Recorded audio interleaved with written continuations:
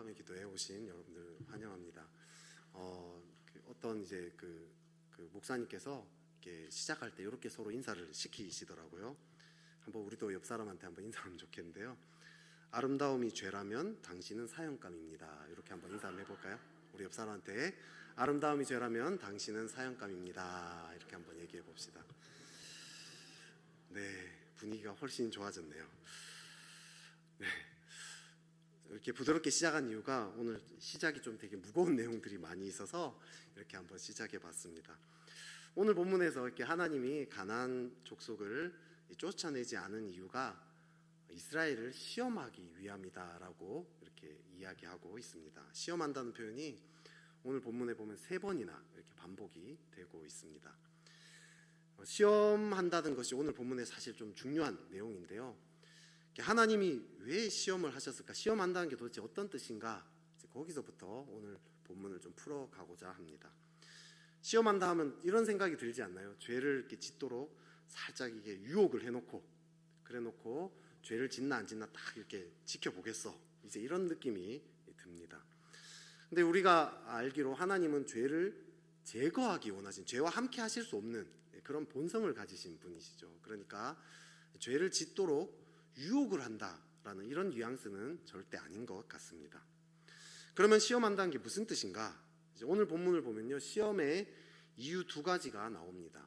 22절에 보면요, 여호와의 도를 지켜 행하나 아니하나 그들을 시험하려 한다라고 나오고요. 또 3장 2절에 보면은 전쟁을 알지 못하는 자들에게 그것을 가르쳐 알게 하려 하기 위해서다라고 이제 이야기를 하고 있습니다. 그래서 여호와의 도를 지키냐 안 지키냐, 이제 요거를 시험한다. 이 말은 뭐죠? 여호와의 도를 지키게끔 만드는 거. 이제 이게 시험의 목적이라는 거죠. 말씀에 순종하게 하기 위함이라는 뜻입니다. 또 2번째로 전쟁을 가르치기 위함이다라고 얘기하는데요. 이 당시에 이 전쟁을 가르친다 하면 단순히 이렇게 이 뭔가 병법, 전쟁을 어떻게 치르는지 어떤 방법, 뭐 이렇게 힘을 기르는 거 이런 게 아니라요. 이 당시 이렇게 이 전쟁에서 승리는 자기들이 믿는 신이 얼마나 강하냐 거기에 달려 있다고 믿던 시대입니다. 전쟁을 가르친단 말은 곧 하나님이 어떤 분이시냐 요걸 가르쳐 준다라는 뜻입니다. 그래서 결국 하나님이 이 시험을 한다, 가나안 족속을 남겨둬서 이들에게 시험을 한다라는 뜻은 이스라엘로 하여금 하나님이 어떤 분인지 가르치겠다, 그리고 하나님의 말씀에 순종하는 자가 되게 하겠다, 이런 뜻으로 보면 됩니다. 근데 문제는 이스라엘 백성이 잘 안 변한다는 거죠.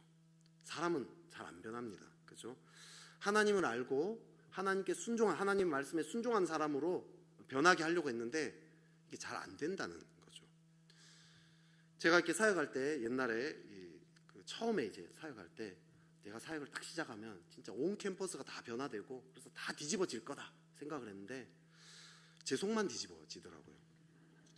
가끔 은혜가 있어가지고 이게 막 집회 같은데 이제 눈물을 흘리면서 막 회개하는 그런 지체들이 있었습니다. 기도할 때 막 가슴을 치면서 통곡을 하면서 막 우는 그런 지체들이 있었어요. 그럼 내심이 이제 기대를 하는 거죠. 이 친구가 이제 변화되겠구나 기대를 하는데 가끔 변화된 친구가 있는데 대부분은 그냥 원래 살던 대로 살더라고요. 그렇죠? 근데 이스라엘도 오늘 본문에 보면 마찬가지입니다. 하나님께서 홍해를 가르는 기적도 보여주시고요, 뭐 만나와 메추라기, 뭐 요단강도 지금 가르고 막 여리고성도 무너뜨리고 어마어마한 일들을 막 계속 일으켰는데 또 이전으로 돌아가고 있는 거죠. 하나님을 버리고 이방신을 섬깁니다. 그래서 하나님 오늘 가나안 족속을 남겨둬서 시험한다라는 거죠. 이 가나안 족속이 이스라엘을 궁지로 몰아갑니다. 그래서 이 이스라엘 백성은 하나님께 부르짖을 수밖에 없는 그런 상황이 옵니다. 그래서 하나님이 이 이스라엘 백성을 아주 가혹하게 계속 이제 몰아가는 것 같은 그런 느낌이 듭니다. 오늘 본문의 18절에 보면요, 그들이 대적에게 압박과 괴롭게 함을 받아 슬피 부르짖음으로 라는 이 표현이 나옵니다. 여기서 이 슬피 부르짖는다, 슬피 부르짖음으로는 너무 이제 하나님 앞에 슬퍼하면서 막 간구하는 그런 느낌으로 드는데요, 원어의 뜻은 이런 뜻이 아닙니다. 원어의 원래 뜻은 신음소리, 슬피 부르짖음으로는 이 신음소리라는 뜻입니다. 성경에서 딱 4번 사용되는데요, 특히 이제 이 출애굽기에서 2번 사용됩니다. 애굽의 압제 가운데 고통이 너무 심해서 견디기 힘들어서 나오는 그 신음 소리를 이야기합니다. 에스겔에서도 나오는데요. 죽음을 눈앞에 두고 그 고통이 너무 심해서 낼 수밖에 없는 그런 고통의 소리, 이런 뜻으로 쓰여지고 있습니다. 지금 이스라엘 백성이 아주 완전진 궁지에 몰려 있는 거죠. 너무 고통스러워서 신음 소리를 낼 수밖에 없는 그런 상황이라는 거죠. 이 친구랑 이렇게 이렇게 내기를 해서 이렇게 땡꼬치기라고 하죠. 땡꼬치기를 딱 내기를 했어요. 근데 이제 꼭 이런 친구들 있죠. 저서 이렇게 땡골 치려고 하면 아직 때리지도 않았는데 그냥 아 이렇게 하는 친구들이 있어요. 그죠? 이런 신음 소리 정도가 아니라요. 이 영화 같은 데 보면은 잔인하게 고문을 할 때가 있지 않습니까? 막 대답 안 해? 그러면서 불 속에서 뭐 인두 같은 걸 쇳덩어리를 끄집어내서 허벅지를 찢습니다. 그럼 막 살이 탄 소리가 칙칙 나면서 막 연기가 막 나죠. 그때 이 사람이 어떤 소리를 내죠? 신음소리 절대 안 내야지. 막 자존심을 지키려고 주인공은 하지만 이게 짖는 순간 으악 이런 소리가 나오지 않나요? 속에서부터. 그죠? 그런 신음소리인 거죠.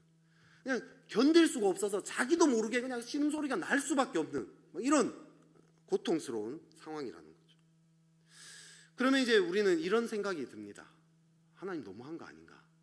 그죠? 이스라엘을 꼭 이 정도 상황까지 몰아야 되는가? 아무리 그래도 사랑하는 자식인데 꼭 이렇게까지 해야 되는가? 이런 생각이 듭니다. 근데 어쩔 수 없습니다. 이게 하나님의 성품의 본질이라는 거죠. 하나님은 우리를 사랑하기 때문에 우리를 변화시키시는 분입니다. 하나님 이스라엘 백성은 그냥 이렇게 내버려 둘 수도 있고 또 이렇게 건드릴 수도 있고 뭐 이렇게 어떻게 대충 다 이렇게 할 수 있는데, 그런데 한번 변화시킨 게 좀 더 좋겠다 해서 한번 변화시키는 이런 게 아니라는 거예요. 그냥 하나님의 본질상 이렇게 할 수밖에 없다라는 것입니다. 우리는 자꾸 이제 우리의 그 기준으로 하나님 사랑을 오해하는 경우가 많습니다. 제가 옛날에 이제 어떤 이제 그 동역자들이랑 같이 이제 뭐 자기 어떤 소중한 기억을 나누는 뭐 이런 시간이 있었어요. 그때 이제 한 지체가 자기의 소중한 기억을 나눠줬습니다. 어떤 내용이었냐면 아주 어렸을 때였답니다. 어렸을 때 여러분 마징가 제트 아세요? 네. 가제트 형사 말고 마징가 제트라고 있어요. 그래서 이 마징가 제트라는 로봇가 있는데 이 로봇 장난감을 그 당시에 이제 엄청 갖고 싶었던 것 같습니다. 그래서 울면서 막 떼를 쓰면서 할아버지한테 막 사달라고 아주 어린애가 이제 막 이게 엄청 떼를 썼답니다. 묘사를 잘해가지고 듣고 있을 때 제가 막 듣는 내가 막 진짜 한 대 패고 싶다 이런 생각이 막 들었어요. 그 정도로 막 할아버지한테 무례하게 막 사달라고 떼를 쓰고 막 울고불고 이렇게 난리를 쳤더니 할아버지가 아무 말 없이 밖에 나가서 마징가 제트 장난감을 사오셨습니다.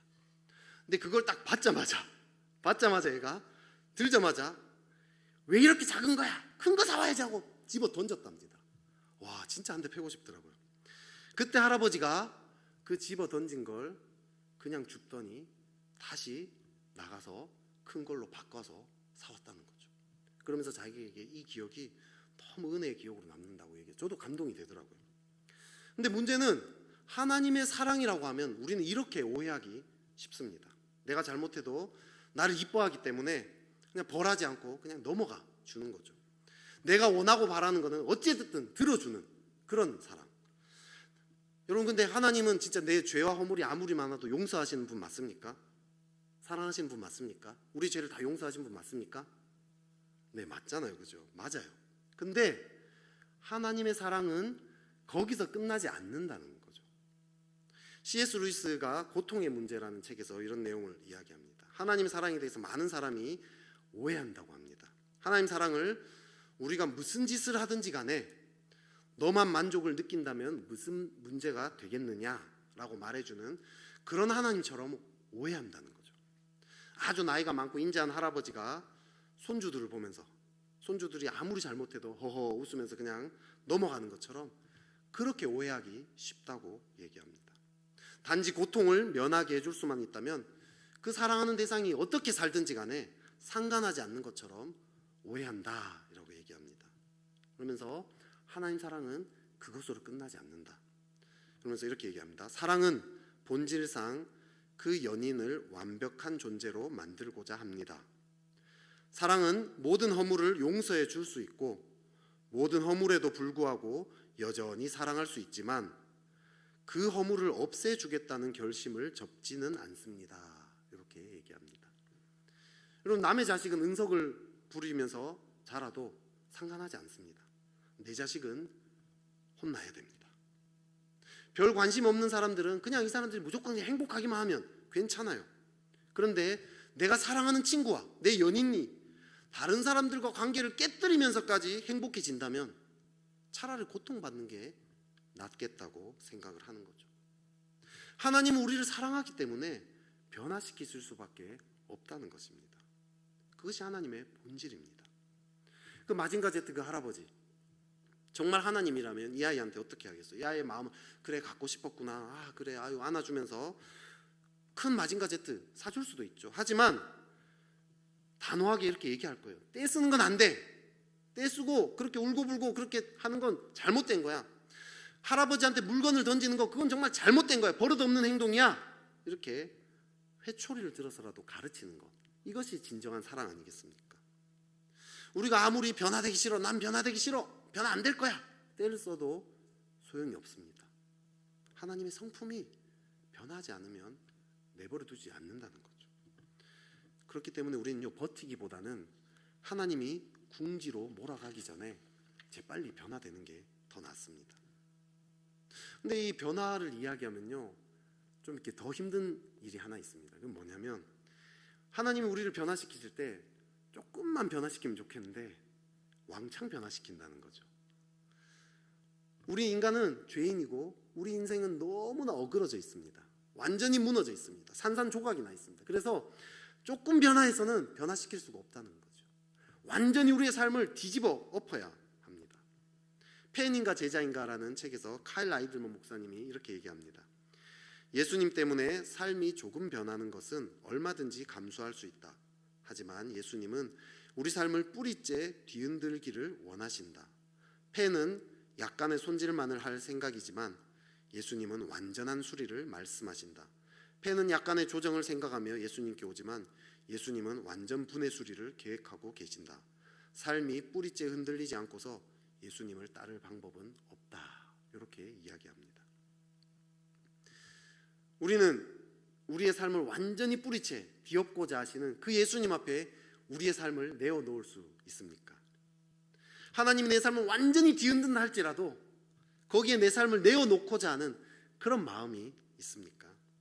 예수님을 주인으로 모신다는 것은 내 삶을 완전히 다 드린다는 뜻입니다. 마지못해 어쩔 수 없이 막 내어드리는 이게 아니라 그것을 갈망하고 그렇게 되기를 환영하는 것, 그것이 예수님을 믿는다는 뜻입니다.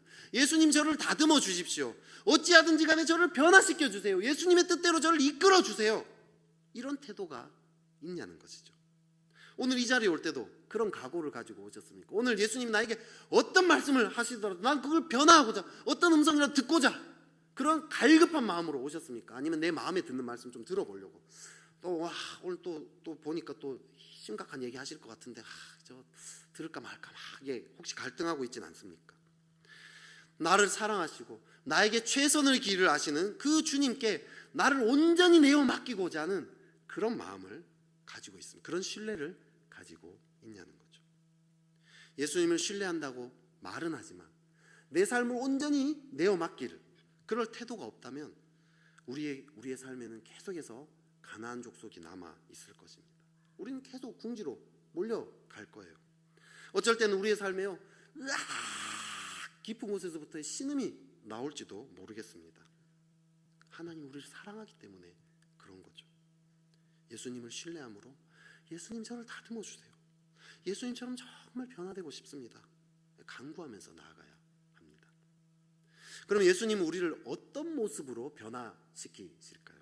그 변화의 목표가 무엇이겠습니까? 오늘 본문은 두 가지를 이야기합니다. 이 두 가지가 성경 전체적으로 사실은 계속 반복되는 말인데요. 이게 17절에 나와 있습니다. 우리 17절을 같이 한번 읽어보면 좋겠습니다. 2장 17절 같이 한번 읽겠습니다. 시작. 그들이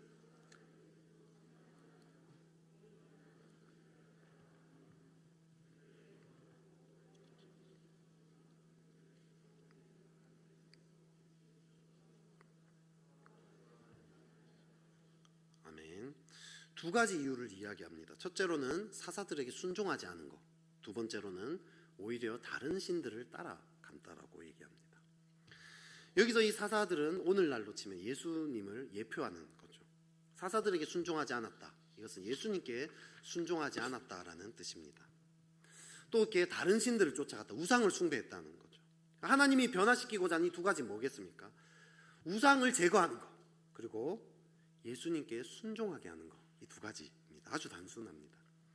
거꾸로 얘기하면 우리가 우상을 제거하지 않고 예수님께 순종하지 않으면 예수님 그렇게 될 때까지 계속해서 우리를 다듬어 가신다는 뜻입니다. 사실 우리 인생 전체를 이런 관점으로 볼 수 있습니다. 예수님이 우리의 인생 전체를 계속해서 우상을 제거하고 계속해서 예수님께 순종하도록 이끌어 가죠. 아니, 우리 인생뿐만 아니라 이 전 세계 역사를 그렇게 볼 수 있어요. 전 세계에 있는 우상들을 계속해서 제거하시고 또 계속해서 예수님께 순종하게 하는 것, 그것이 우리의 이 전 역사입니다. 그럼 먼저 이 우상을 제거하는 것부터 좀 살펴봅시다. 우상이 무엇입니까? 지난주에도 좀 얘기했었는데요. 우상하면 우리는 보통 신상을 자꾸 떠올리기 쉽습니다. 그래서 이렇게 별로 나랑 상관없는 거 아닌가 싶습니다. 근데 성경은 하나님 외에 우리 마음을 차지하는 모든 것을 우상이다라고 이야기합니다. 하나님 우리에게 진짜 바라는 게 뭘까요? 하나님이 우리가 무엇을 하나님께 바치기를 원하실까요? 돈일까요? 시간, 헌신, 체력. 하나님 우리에게 정말 바라는 것은 우리의 마음이죠. 돈, 재물 이런 건요, 하나님 원하시는 건 언제든지 가져갈 수 있습니다. 마음껏 가져갑니다. 체력 이런 거, 우리의 목숨도 하나님은 원하면 그냥 가져갈 수 있습니다. 그런데 하나님이 마음대로 하지 못하는 게 하나 있습니다. 우리의 마음입니다. 하나님 인격적인, 우리를 진실하게 사랑하기 때문에 마음을 함부로 건드리지 않습니다. 그래서 하나님은 우리의 마음을 받기를 원하십니다. 근데 우리의 마음을 빼앗아가는 게 있죠. 그게 바로 우상입니다. 우리 인간은 기본적으로 하나님도 섬기고 우상도 섬기고자 하는 이런 경향이 있죠. 근데 성경은 절대로 이 둘을 동시에 섬길 수 없다라고 끊임없이 이야기하고 있습니다. 성경은 예수님과 우리의 관계를 결혼 관계로 많이 비유합니다. 예수님은 신랑, 우리는 신부죠. 그죠? 결혼식 때 이런 서약을 합니다. 죽는 날까지 저는 누구 한 사람만을 사랑하겠습니다. 이렇게 서약을 합니다. 그리고 어떻게 하죠? 결혼하면 이렇게 부부들 사이에 막 엄청 오그라드는 막 그런 고백들 하죠. 오늘 아까 한 거 뭐였죠? 아름다움이 죄라면 당신은 사형감입니다. 뭐 이런 거 얘기하잖아요. 그렇죠? 부부끼리. 이상하다. 내 눈은 분명 두 개인데 왜 너 하나밖에 안 보이지? 뭐 이런 거 있잖아요. 벌써 해가 떴나? 아니면 당신이 미소를 지은 건가? 뭐 이런 걸 막 합니다. 이런 걸 이제 막 내 마음은 정말 영원히 당신 것입니다. 막 이런 고백들을 막 합니다. 그렇게 막 그 고백을 실컷 들었던 신부가, 배우자가 이렇게 얘기하면 어떻겠습니까? 네, 저도 당신을 사랑합니다. 평생 당신에게 헌신하겠습니다. 그런데 한 가지 조건이 있습니다. 계속해서 다른 사람과도 연애하고 싶어요. 네, 방금 네. 여러분, 이런 남편이나 아내를 맞이하고 싶으세요, 여러분? 네. 예수님, 당신을 사랑합니다. 당신께 헌신하겠습니다. 그런데 다른 것들에게도 제 마음을 좀 나눠주겠습니다. 또 다른 비유를 한번 해보겠습니다. 결혼을 하고 지갑에 아내의 사진을 넣고 다닌다고 합시다. 지갑을 딱 열면 바로 아내의 사진이 딱 바로 눈앞에 들어온다고 합시다. 아내가 딱 남편 지갑을 열었어요. 열었더니 자기 사진이 딱 바로 앞에 나타납니다. 얼마나 기분 좋겠어요, 그죠? 기뻐했는데, 근데 그 사진 밑에 보니까 다른 사진이 있어요. 꺼내 보니까 남편이 사귀었던 여자들의 사진이 순서대로 막 깔려 있는 거예요. 이 아내 표정이 어떻게 되겠습니까, 그죠? 여보, 나를 가장 사랑해 주기만 한다면 얼마든지 다른 여자 만나도 돼. 이렇게 얘기하는 아내가 있겠습니까? 옛날에 여러분 혹시 그 김원준이라는 가수 아십니까? 아주 잘생긴 원조 꽃미남 가수인데 아주 옛날 가수예요. 이 가수가 한동안 안 보이다가 한 몇 년 전에 갑자기 나타난 적이 있어요. 몇 년 만에 컴백해서 TV에 딱 나온 적이 있어요. 저도 보고 깜짝 놀랐어요. 안 보이다가 왜 나왔지? 이 원조 꽃미남 가수인데요. 깜짝 놀랐어요. 근데 그걸 볼 때 우리 아내가 뒤쪽에 있었는데 갑자기 우다다닥 앞으로 가서 이렇게 보는 거예요. 제 기분이 좋았을까요? 나빴을까요? 네. 제가 기분이 나빴다고, 야, 저 남자는 속도 좁고 소유욕이 강한 아주 이렇게 나쁜 남자, 이렇게 얘기할 사람 누가 있겠습니까? 그죠? 배타적인 사람이야, 이렇게 누가 얘기하겠어요? 오히려 아내를 사랑하고 헌신한다는 증거 아니겠어요, 그게? 네. 결혼한 남자한테 아내는 한 명이어야 합니다. 여러 애인 중에 첫 번째. 우리 아내는 내가 여러 여자를 거느리는데 우리 아내가 첫 번째야, 이렇게 자랑할 사람 누가 있겠습니까?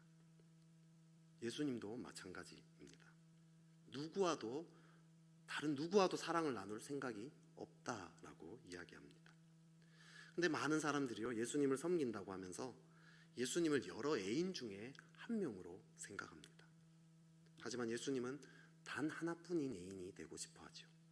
그렇게 될 때까지 우리를 계속해서 다듬어 가십니다. 이것이 하나님의 사랑의 본성이죠. 하나님 우리 마음 전부를 원하십니다. 하지만 이스라엘은 계속 우상에게 자기의 마음을 내어줬습니다. 어떤 우상들에게 우리를 내어줬습니까? 우리는 또 어떤 우상에게 우리 마음을 빼앗길까요? 어떤 것들이 우리 마음을 차지합니까? 우상 숭배에 대해서요, 십계명에서 이야기하죠. 그 십계명에서 이렇게 얘기합니다. 너는 나 외에는 다른 신들을 내게 두지 말라. 너를 위하여 새긴 우상을 만들지 말고, 또 위로 하늘에 있는 것이나 아래로 땅에 있는 것이나 땅 아래 물 속에 있는 것에 어떤 형상도 만들지 말며 라고 얘기합니다. 하늘에 있는 거, 땅에 있는 거, 물 속에 있는 거, 뭘 얘기하는 거죠? 전부 다를 얘기하는 거. 세상에 있는 전부 다입니다. 이 말은 무슨 뜻이냐면 세상에 있는 모든 것이 다 우상이 될 수 있다라는 뜻입니다. 팀 켈러가 내가 만든 신에서 이렇게 얘기합니다. 무엇이든 하나님보다 더 크게 당신 마음과 생각을 차지한다면 그것이 곧 우상이다. 우리는 우상을 나쁜 것이라 생각하지만 그 자체가 나쁜 경우는 거의 없다. 더 좋은 것일수록 그것이 우리의 가장 깊은 욕구와 희망을 채우리라는 기대도 커진다. 무엇이든 가짜 신이 될 수 있으며 특히 삶의 가장 좋은 것일수록 더욱 그렇다. 이렇게 얘기합니다. 내가 섬기고 있는 우상이 무엇인지 잘 볼 수 있는 몇 가지 질문이 있습니다. 그러니까 아까 얘기한 팬인가 제자인가라는 그 책에서요, 요 내용을 따왔는데요. 첫 번째 질문이 이것입니다. 우리는 무엇에 돈과 시간을 투자하고 있습니까? 성경은 너희 보물이 있는 곳에 너희 마음도 있으리라 라고 얘기합니다. 시간과 돈을 어디에 쓰고 있는가, 이걸 보면 우리 마음이 무엇을 따르고 있는지 알 수 있죠. 여러분, 시간 남으면 뭘 하십니까? 남는 시간, 빈 시간이 딱 나왔다면 무엇을 하십니까? 돈이 남았다, 그럼 어디에다 돈을 쓰고 있습니까? 하나님과 관계를 정말 중요하게 여긴 사람은 시간이 남으면 어찌하든지 간에 기도와 말씀 생활을 할 것입니다. 농구를 중요하게 여긴 사람은 시간이 나면 어쨌든 농구를 하려고 하겠죠. 운동복도 돈을 들여서 살 거예요. 드라마가 중요한 사람은 어쨌든 시간을 내서 드라마를 봅니다. 못 본 거는 돈을 내서라도 다시 보기를 해서라도 봅니다. 우리가 무엇에 돈과 시간을 많이 쓰는지를 보면 우리의 마음을 차지하고 있는 것이 무엇인지 알 수 있는 거죠.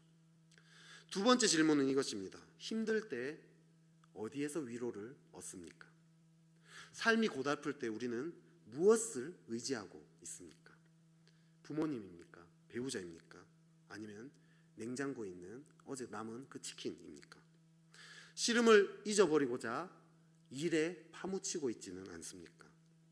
아니면 너무 힘드니까 한번 재밌는 TV 프로를 봐서 풀어보고 싶은 건 아닙니까? 여러분, 가족이나 친구한테서 위로를 얻는 거, 그것이 뭔가 잘못입니까? 그것 자체는 문제가 아닙니다. 하나님 원래 우리가 서로 관계를 통해서 회복할 수 있도록 창조하셨습니다. 근데 문제는 이 사람들이 예수님을 대신할 때라는 거죠. 사람은요, 다급한 처지에 있으면 진정으로 믿는 대상이 드러나게 마련입니다. 위기가 닥칠 때 예수님이 아닌 사람이나 물건 앞으로 달려가고 있지는 않습니까? 그렇다면 우리가 진정으로 쫓는 대상은 예수님이 아니라는 거죠. 그 사람과 물건이 우리의 우상이 됩니다. 한 엄마가 아들이 다니는 어린이집에 잠시 들렀습니다. 아들이 선생님 말 너무 잘 듣는 거예요. 집에서 말 진짜 더럽게 안 듣는데 거기서는 선생님 말 너무 잘 듣습니다. 선생님한테 막 안기고 앵겨붙고 막 이럽니다. 선생님만 너무 좋아하는 것 같습니다. 이 엄마가 기분이 너무 울적해졌어요. 쉬는 시간에 잠깐 선생님과 아이 문제를 상담을 합니다. 상담하는 가운데 그동안에 이 아이가 놀다가 문틈에 손이 찧어버린 거죠. 아이가 멍멍 울다가 엄마랑 선생님이 있는 쪽으로 달려옵니다. 이 아이는 선생님을 정말로 사랑해요. 근데 누구 품에 안길까요? 네, 생각하고 말 것도 없죠. 엄마 품에 안깁니다. 당연히 엄마 품에 몸을 던집니다. 고통은 아이의 진짜 사랑을 겉으로 드러내는 거죠. 우리는 어떻습니까? 외롭다 느낄 때, 인생의 쓴맛을 느낄 때, 회사에서 직장 상사한테 무지하게 깨졌을 때, 내 사업이 다 망한 것 같아 보일 때, 건강이 위험하다라는 소리를 들었을 때, 그때 누구에게 달려갑니까? 세 번째 질문입니다. 어떨 때 가장 화가 나고 짜증이 나는가? 언제 불같이 화를 내는가를 살펴보면 내 마음이 무엇을 중요하게 여기고 있는지 알 수 있습니다. 실망스러운 일이 있으면 화가 나는 건 당연하죠. 근데 과도하게 화를 낸다면 그 화의 대상이 예수님의 자리를 차지하고 있다는 뜻입니다. 저도요, 이렇게 집에서 막 자꾸 화를 내고 짜증을 내고 막 너무 막 심하게 그럴 때가 많이 있었어요. 아내한테도 화내고요, 아이들한테도 짜증을 냅니다. 화내지 않게 해달라고 아무리 기도해도 안 됩니다. 나중에 알고 보니까 사역이 너무 안 돼서 거기에 대한 이 스트레스, 사역이 안 되면 나는 인정받지 못할 것 같고 나중에 미래가 안 될 것 같고 막 별의별 이런 마음들이 제 안에 이 사역이 우상이 되어서 자리 잡고 있다는 걸 알게 되죠. 그걸 회개하면 이 짜증도 저절로 풀리더라는 거죠. 어떨 때 화를 내십니까? 마지막 네 번째 질문, 어떨 때 가장 흥분하는가? 어떨 때 가장 신이 나는가? 한 목사님이 축구 경기를 보는데 12살짜리 딸이 들어와서 이렇게 얘기합니다. 아빠가 이렇게 신난 거 처음 봐요. 이 딸은 이 목사님이 세례를 베풀 때도 옆에 있었고 동생이 태어날 때도 있었고 딸이랑 놀러 갈 때의 모습도 다 봤는데 축구 경기를 볼 때처럼 신난 모습은 처음 봤다는 거죠. 우리를 흥분시키는 대상, 우리를 또 혹은 실망시키는 대상, 그것은 우리의 우상일 수 있습니다. 이 모든 것들이 우리의 마음을 훔쳐가는 그런 주범이 된다는 거죠. 이 네 가지 질문 앞에서 혹시 내 마음에 걸리는 것들은 무엇입니까? 우리 마음은 공백 상태가 없습니다. 하나님으로 채워지지 않았다면 뭔가 지금 내 마음 다른 뭔가로 사실은 채워져 있다는 뜻이죠. 이 우상은요, 우리가 막 그걸 섬기려고 발버둥 쳐서 된 게 아니에요. 내가 내 우상 섬겨야지, 내가 그 치킨에 내 마음을 완전히 다 빼앗길 거야, 막 노력을 해서 그렇게 되는 게 아닙니다. 우상 숭배는 노력하지 않아도 자연스럽게 저절로 일어나는 일입니다. 이스라엘이 우상 섬기려고 애쓴 것이 아니라는 거죠. 이들은요, 율법에 따라서 매주 안식일도 지키고 제사도 여전히 드리고 있었습니다. 그렇게 수많은 예배와 기도 모임들을 계속 참석했지만 이들은 그러면서도 점점점 우상 숭배에 자신을 내어주기 시작했습니다. 왜 그렇게 됐습니까? 그냥 가나안 족속과 함께 살다 보니까 저절로 그렇게 된 거죠. 오늘 본문 3장 5, 6절에 보면요, 이스라엘 자손은 다른 족속도 얘기합니다. 여부수 족속 가운데에 거주하면서 그들의 딸들을 맞아 아내로 삼으며 자기 딸들을 그들의 아들에게 주고 또 그들의 신들을 섬겼더라, 이렇게 얘기합니다. 그냥 이들은 그냥 거주했을 뿐이에요. 거주하다 보니까 그냥 이렇게 자기 딸들을 내주고 이렇게 결혼하게 되고 이러다 보니까 그냥 어느 순간 신들을 섬기게 됐다는 거예요. 타락하기 위해서 노력한 게 아니에요. 어느 순간 그렇게 됐습니다. 처음에는 하나님께 헌신돼 있었는데, 하나님께 전심으로 나아갔는데, 처음에 그 첫사랑 감격 가운데 있을 때는 그냥 하나님께 늘 나아갔는데, 시간이 지나다 보니까 나도 모르는 사이에 이 우상들에게 내 마음을 다 내어주고 있던 거죠.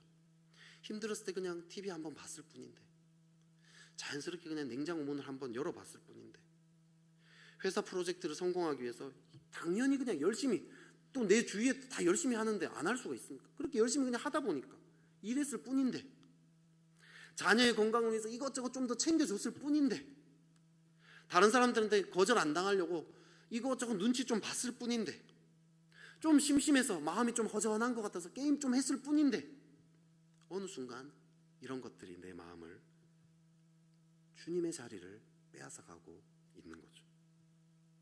그렇기 때문에요, 우리가 이 우상을 제거하기 위해서는 매일매일 씨름하는 것이 너무나 중요합니다. 이것이 우리의 변화되기 위한 첫 번째 스텝이에요. 매일매일 씨름하라는 것입니다. 과거에 이게 정말 성령으로 충만하게 사는 한 누님이 있었습니다. 제가 대학 시절에.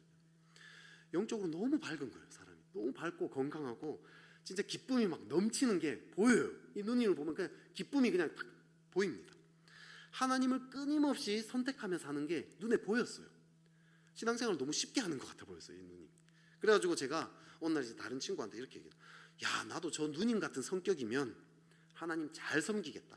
저 성격 부럽다. 그랬더니 그 이야기를 듣던 이 친구가, 이 누님을 되게 좀 친했던 친구였어요.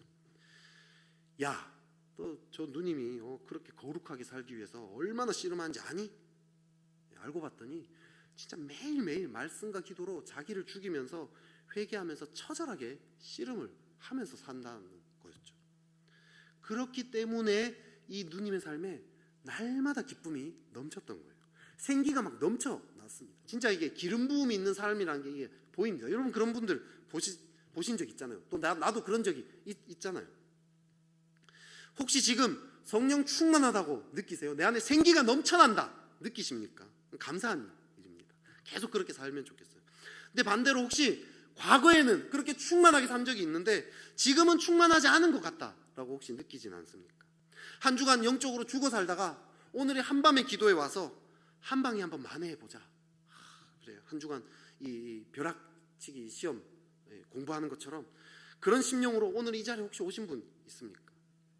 매일매일 말씀과 기도로 내 안에 있는 우상들을 매일매일 제거하는 그 싸움을 어느 순간 멈추면서 혹시 내 영혼이 점점 죽어간 건 아닙니까?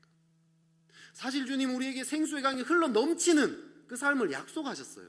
누구나 그렇게 살 수 있다고, 나에게로 나오기만 하면 그 생수의 강이 넘치게 하겠다고 이야기하셨습니다. 매일매일 주님께 그렇게 나아가기만 하면, 그 우상들을 십자가 앞에 내어놓는 그 씨름을 하기만 한다면 우리는 사실 그 충만한 삶을 살 수 있다는 거죠. 그 싸움을 포기하는 순간, 그리고 그냥 형식적인 신앙생활에 집중하는 순간 우리는 영적으로 죽은 삶을 살게 됩니다. 두 번째로요, 우상을 정말 뿌리째 뽑고자 하는 태도를 가져야 합니다. 인간은 기본적으로 우상을 쉽게 생각해요. 누구나 다 이렇게 먹잖아. 뭐 요즘 부부의 세계 안 보는 사람 누가 있어? 이 정도 안 한 사람 어디 있어? 괜찮아. 그러면서 합리화시키고요, 심각하게 씨름하려 하지 않습니다. 그렇게 서서히 하나하나 내주다 보니까 우상과 함께 사는 것이 몸에 배어버립니다. 이스라엘이 가나안에게 그렇게 압제를 당하면서도 어떻게 계속해서 이렇게 반복해서 살 수 있지? 처음에 성경을 읽을 때 저 정말 의문이었어요. 그런 기적도 보고 그런 놀라운 일들을 행하셨는데, 그리고 그런 고통을 당하면서 왜 이렇게 계속 반복하지? 나 같으면 얼른 벗어날 텐데. 참 어리석다. 근데요, 시간이 지나면 지날수록 나도 똑같구나 하는 걸 알게 됩니다. 힘들 때요, 밤마다 먹을 것으로 위로를 얻고자 합니다. 처음엔 잠시 내 마음을 좀 달래주는 것 같았어요. 근데 점점 살이 찝니다. 몸도 망가집니다. 위와 장도 망가집니다. 그런데 그냥 그렇게 살아가요. 거기에 적응돼서 이게 뭐 우상이라는 생각도 별로 들지 않습니다. 밤에 먹는 게 뭐 그렇게 큰 문제야? 이렇게 얘기합니다.